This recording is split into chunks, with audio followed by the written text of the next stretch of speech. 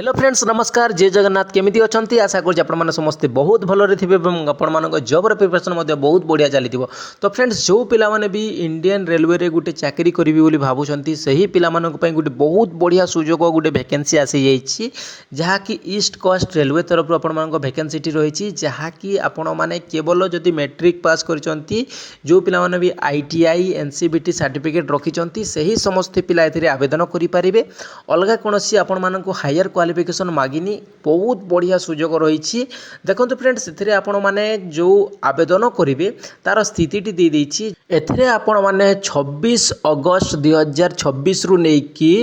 15 September 2026 पर्यंत आवेदन करेंगे बुझीपारे आपण मैंने 26/8/2026 रु नेकी 15/9/2026 पर्यंत आवेदन करेंगे आपण मानक जेकोसी डाउट रोचे कमेंट बॉक्स रे कमेंट करेंगे मुझे कमेंट रिप्लाई जरूर देवी एटा आपण मानक डॉक्यूमेंट्स गुड़ाक रही कौ डॉक्यूमेंट्स लगे ता बाबद आपण वीडियो को पोस्ट करके देखी नेबे एटारे आपण मानक एलिजिबिलिटी कंडीशन देछि जहाँकि आपण मानक फास्ट एज देछि एज रे आपण माने जदि 15 वर्ष रु नेकी 24 वर्ष मध्य अछंती ताहले आवेदन करेंगे SC/ST पिलामानक 5 वर्ष OBC 3 वर्ष एवं पर्सनाल विथ डिजेबिलिटी पिलामानक 10 वर्ष जो भलिया गवर्नमेंट रूल रेगुलेशन हिसाब रे आपण मानक एज रो आपण मानक रहे सही बोली आपण मानक एज लिमिट टी दे देछि एवं आपण मानक क्राइटेरिया गुड़ाक सब देछि तो फ्रेंड्स देखो आपण मानक जो क्वालिफिकेशन टी रही आपण मानक 10th पास जदि आपण माने 50% मार्क रखिकी करिसंती एवं आपण मानक पाखरे जदि ITI किंबा NCVT सर्टिफिकेट अच्छी तो ताहले एथिरे आपण माने आवेदन करि पारिबे बुझी पारले ITI NCVT सर्टिफिकेट आपण मानक ट्रेड पई आपण मानक दरकार किंतु आपण माने जदि मैट्रिक रे भलो मार्क रखिजंती तो ताहले एथिरे आपण मानक जो एथिरे चाकरी पाइबार जो आशाटी अच्छी ताहा आहुरी टिके अधिका बढ़ी जीवो एवं एठारे आपण मानकर जो ट्रेड गुड़ाक देछि एठारे आपण माने देखि दियंतु जहाँकि आपण मानक fitter welder Turner mechanic electrician carpenter painter diesel mechanic एवं एठारे बहुत सारा दे देछि वेयरमैन आपण मानक मेकानिकल रेफ्रिजरेशन AC प्लम्बिंग आपण मानक जहाँ जहाँ सब गुड़ाक वैकेंसी रही से सब वैकेंसी रही वीडियो को पुश करके आपण माने आराम रे देखि नेबे कौन सी डाउट रोची कमेंट बॉक्स रे आसिक डायरेक्ट पचारे मुझे आपण कमेंट रिप्लाई देवा बेले देवाई सबू बेले रेडी अच्छी बुझीपारे आउ गोटे कथा आपण मानक कहि दउची एहा केवल आपण माने ऑनलाइन माध्यम रे आवेदन करिवे हैला ऑनलाइन माध्यम रे आवेदन करिवे एवं आपण मानक मु ऑफिशियल वेबसाइट टी मध्ये दे देबी से ऑफिशियल वेबसाइट रे ही आवेदन करि पारबे नचेत कोनोसी भी शॉप को जाई कि ऑनलाइन शॉप को जाई कि आपण माने एथिरे आवेदन करि पारबे कोनोसी प्रकार असुविधा नाही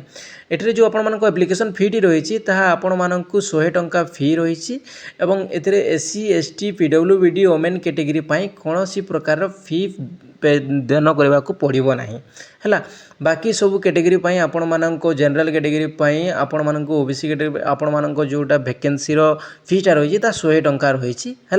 एठारे आपण मानक जो मेडिकल स्टैंडर्ड टी देछि ताहा एठारे आपण माने देखि परदिबे ट्रेड टी देछि एवं मैक्सिमम प्रोबेबल विजिबिलिटी जो रही एठारे आपण माने देखि नियंतु एठा सब ट्रेड पई अलग अलग हेते पारे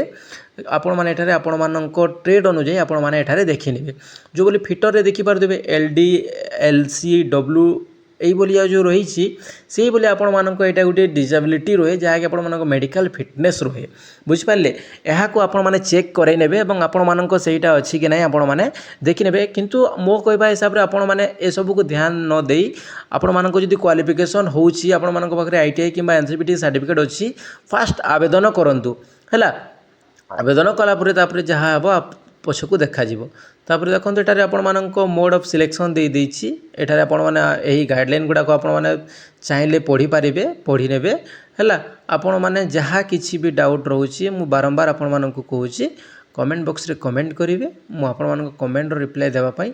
सबु बेले रेडी अछि हैला तो फ्रेंड्स देखंतु आपण मानक पई जेतिकी जिंस इंपोर्टेंट सेतिकी जिंस मु कहिबी अधिका किसी यही सब जिन यदि मुझे गोटे गोटे की पढ़े कि जो जदि बुझेबी तो ताहले भिडियोटी बेसी लंबा हो आपण मानक भी विरक्त लगे से मुझे जिनस इंपोर्टेंट मुझे जिनस गुड़ाक केवल कहूँ देखो आपण मानक जो ऑनलाइन रो जो वेबसाइट रही है मुझे आपण देखी दूची www.rrcbbs.org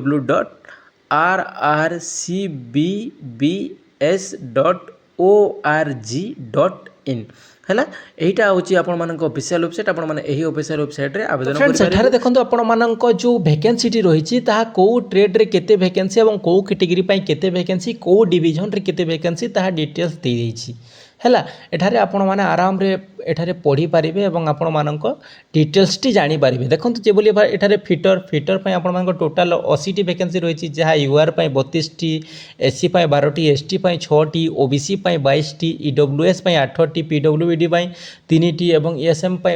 2 टी एही बोली आपण मानक टोटल वैकेंसी दे देछि एवं एठारे आपण मानक डिवीजन गुडाक मध्य दे देछि यही डिवीजन अनुजाई यही वैकेंसी यही ट्रेड रे एते वैकेंसी अच्छी बोली आपण फुल डिटेल्स टी जानि पारिबे एवं आपण माने जेकी सही हिसाब रे आपण मानक आवेदन टी करि पारिबे हैला तो फ्रेंड्स आपण मानकू जे प्रकार डाउट रोची कमेंट बॉक्स रे कमेंट करिवे मु आपण मानक कमेंट रिप्लाई जरूर देबी एवं फॉर्म भरला बेले जदी किछि भी असुविधा होची मो सहित कांटेक्ट करिवे मु आपण मानक कमेंट रिप्लाई जरूर देबी एवं आपण माने टेलीग्राम चैनल रे जो माने भी जोड़ी नांती टेलीग्राम चैनल रे जोड़ी आंतु डिस्क्रिप्शन रे लिंक अछि धन्यवाद फ्रेंड्स।